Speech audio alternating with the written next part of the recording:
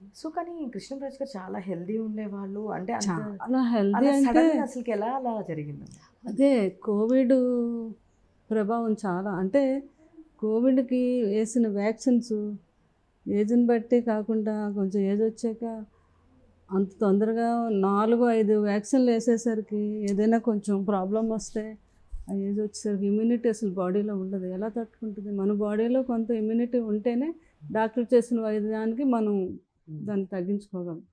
Zero immunity అయిపోయింది ప్రతి ఒక్కరికి వ్యాక్సిన్ వేసి.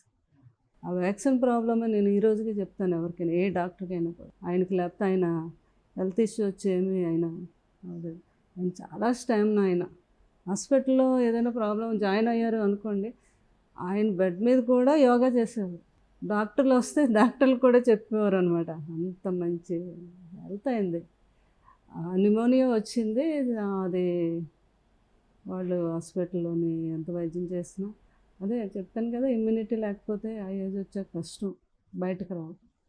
దాని మీద సడన్గా ఒకరోజు హ్యాపీగా ఉన్నారు, అందరం చుట్టూ ఉన్నాం, హార్ట్ ఆగిపోయింది అంతే. ఆ సిచ్యువేషన్ చెప్పకూడదు అసలు. అందుకనే మేము ఆయన ఉన్నారని అనుకుంటాం కానీ అంతే. ఇంకా ఆ లేదు, లేదు. విషయాన్ని అందరూ మాట్లాడుకోం. ఇప్పుడు గూడా ఆయన ఇక్కడే ఉన్నారని మేము ఫీల్ అంతే. అవుతాం. అది చూడంగానే మేము అట్లానే ఫీల్ అంతే అంతే. అవుతాము. అసలెప్పుడు ఆయన మాతోనే మా బావదే అంటారు, పెద్ద బాజీ ఎక్కడికి వెళ్ళారు, మనతోనే ఉన్నారు అంటారనమాట ఆయన. పిల్లలు కూడా అలాగే వాదార్చారు. వాళ్ళు కూడా పాపం ఆ ప్రకారంగానే ఉంటారు పిల్లలు కూడా. బాజీ ఇక్కడే ఉన్నారు అని. ప్రభాస్ గారు ఆ టైంలో మీకు అసలకి చాలా సపోర్ట్ ఉన్నారు.